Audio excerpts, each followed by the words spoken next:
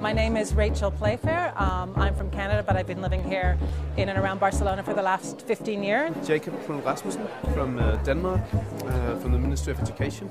I'm Ramon Avelar. I come from the Basque Country University.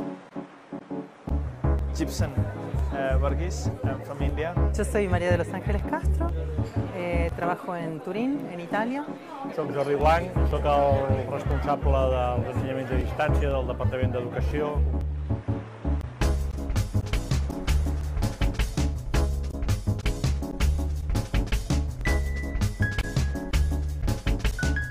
This is the sixth in the series of international seminars which were started in 2003. This year our focus is in open social learning. The main goal and the main objective of this seminar during these 2 days is to analyze the possibilities of using tools and social networking for teaching and training, informal education, as well as the possibilities to use these open social technologies in other contexts.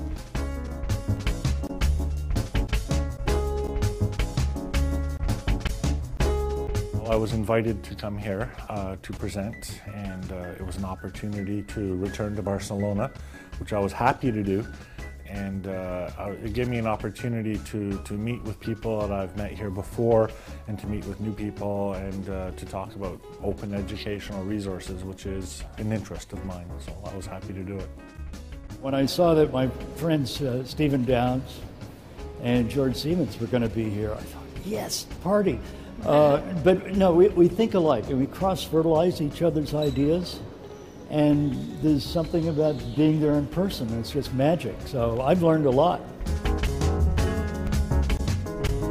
I think it's been a really good experience. There's been a wonderful range of speakers from different contexts with different perspectives, great possibilities for interesting internal debates, and a nice way in which it's possible to find out what's happening internationally and locally within Catalonia itself.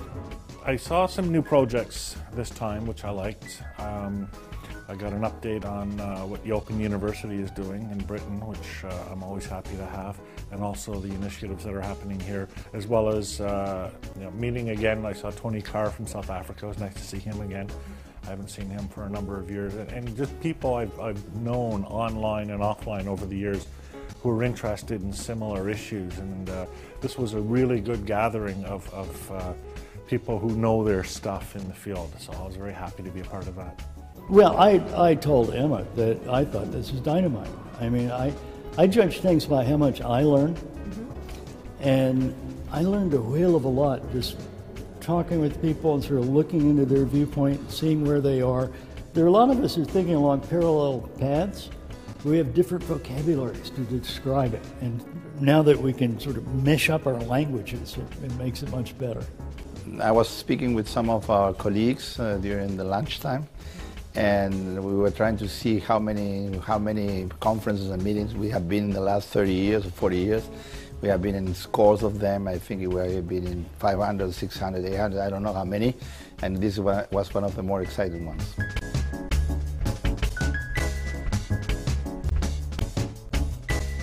We were asked to direct the Twitter effort, and so as part of that we we created the conference tag and set up the system to capture the tweets throughout the 2 days of the conference, and I think we're going to do some analysis work on that afterwards as well.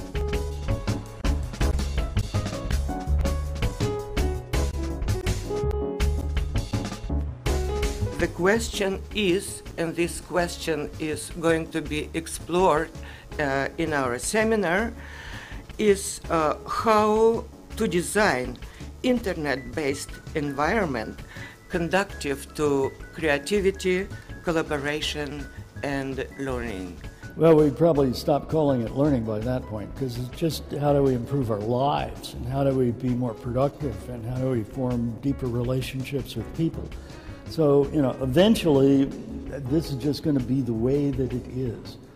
Immediately, I think we've got to escape the bonds of the past and sort of an industrial way of thinking about things. I mean, the world is not a machine. The world is organic, and yet learning is sort of mechanical the way we've been trying to do it. For me, I think it's always a question of openness. It's a question of openness in the sense of availability of resources, but it's also openness in the sense of the process, the learning process. So having access to learning materials, but open classroom, open instruction, the idea of teaching as being the practice of performing one's own duties or one's own trade in an open manner, in a sharing manner. It's, people aren't comfortable with that even still. But I think that slowly as a society, we're moving toward a more open society, and that's making this kind of learning more possible. On the one hand, open learning has to do with freedom, has to do with personalized curriculum, has to do with the desires of younger students. And on the other hand, we know that we cannot teach everything through open learning.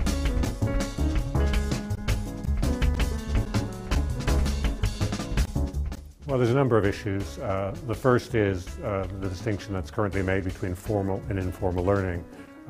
Social learning, open social learning, is probably very much more about informal learning rather than formal learning, and the barrier between the two is artificial. That's the first problem that needs to be addressed. Probably the second problem is to get educators to understand the potential of open social learning and to adopt it. At the moment it's a real problem, and it's been for a number of years, to get academics to engage with new technologies. There's very little in it for them. They don't see any link to career progression. And this is a very sophisticated thing. This is something that we cannot change in a year or 10 years or because we are using new technologies. This is something that has been going on for 10,000 years. So this is a very difficult task. The migration to new forms of self-learning is something we have to think a lot about. It's not your typical teacher in front kind of scenario. The students are the ones who are creating a lot of the content, and it's very participatory, which I think is good, but it's a shift from the traditional one leader in front and lots of students taking notes. It has to do with shifting the expectations and the ways that teachers play with and are together with students. And it's not by chance that the word that we heard this morning used several times by the people that were working in the WALK project was non-teachers and non-students. So if we don't have teachers, what do we have? If we don't have students, what do we have? And how do we turn teachers into non-teachers and students into non-students? It can be done. We have done it already, but it's very stressful. It invites you to see, as Siemens was saying here, new ways of sense-making. It's not just a matter of speaking about changing paradigms, it's to change them effectively, And that's hard to do, but it can be done. If we wish to understand education, if we wish to understand learning, and if we wish to understand the process of sense-making, our field needs a dramatic and fundamental reorientation to understanding connections. And I would argue that our research emphasis should be driven by understanding connections.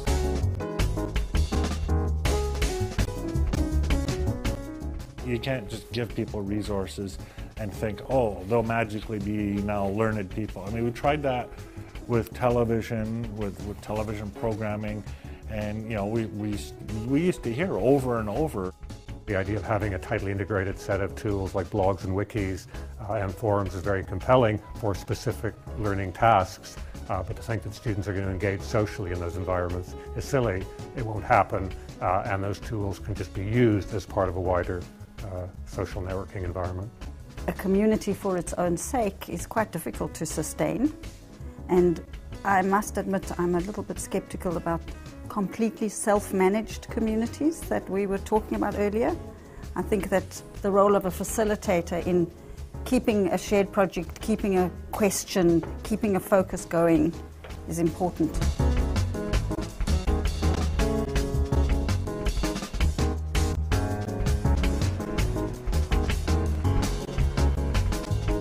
I do think that it's going to change so radically because we're going to be each teaching each other and working together, and that's going to be different than the top-down stuff that we've had before. But people are finally raising to the top and their ingenuity can lead to success.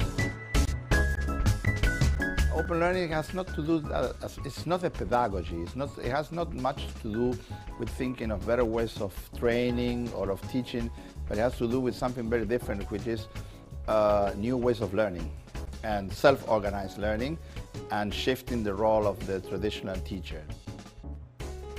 The formal learning process is irrelevant for meaningful learning, because meaningful learning is one of active participation and active engagement on the part of learners. When learners have the tools of their sense-making under their own control, they have the capacity to shape and direct the activities that they find meaningful. People need to be involved in creating their own resources, building their own learning from the ground up.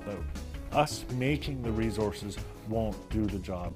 That, you know, they need to have examples and models and maybe bits and pieces of content and that to work with, but really they need the tools that let them build their own learning.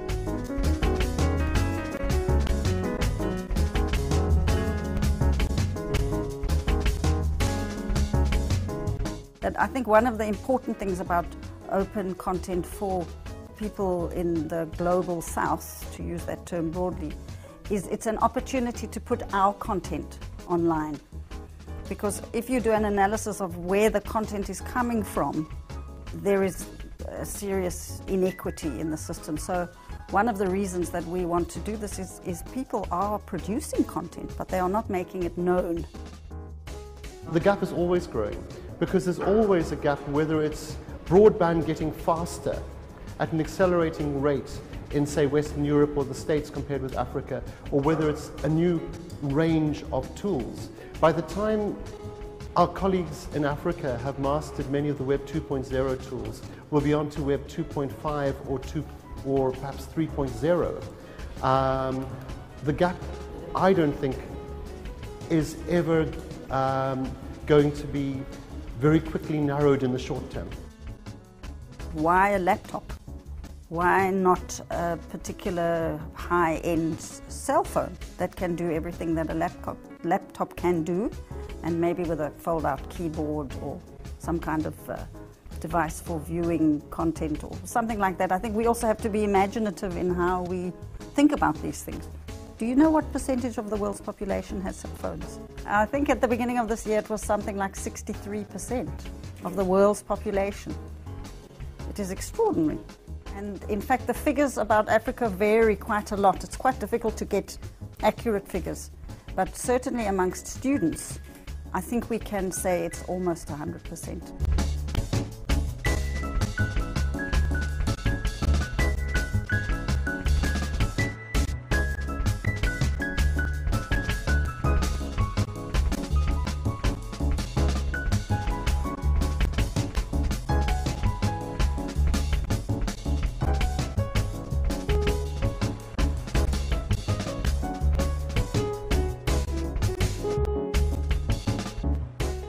Muy contenta de estar acá, con mis expectativas colmadas, porque los oradores son lo que esperaba, porque más allá del conocimiento virtual que uno tiene, conocerlos de persona y poder estar en contacto también con otros amigos virtuales es una experiencia muy linda y muy importante. I came to learn what is happening in the field of open social learning, but I'm applying it to the learning of languages. So it's very interesting for me, actually quite exciting to see a lot of the people I follow, like George Siemens and Jake Ross's, their blogs, and I've been going to a few virtual conferences lately on, to hear them, to see them in person, to see how they talk about these types of networks and how then they could be applied specifically to learning languages. My expectations were to find clues about how to do this transformation of our educational model. I've found really good clues about it, and I think that it's a very good opportunity to connect with other people that are doing the same and are very interested in the things that we are also doing. Tenim l'oportunitat de conèixer ponents d'arreu del món, participar en discussions sobre l'e-learning i sobre els ensenyaments, en aquest cas sobre l'ensenyament obert i les xarxes socials al voltant de l'ensenyament i les xarxes d'aprenentatge, i per nosaltres és una font d'idees molt interessant. El que ens obre són les portes a veure què està passant en el món, com evoluciona globalment les noves tendències, i el que ens agrada més és la capacitat que té sempre la UOC de triar els millors representants i els millors experts en cada moment. I found it quite interesting. I liked to see that there was a good balance between a more reflective approach, a theoretical approach, thinking about the subject from a more structured way. And at the same time, till the moment, because we will see some demos this afternoon, we've seen also some practical examples of how to use ICT and especially Web 2.0 tools in education. Because I found really interesting and very provocative. I found them very interesting, really, yeah. I was quite impressed with the brain thrust that's thrown into this seminar. Very impressed.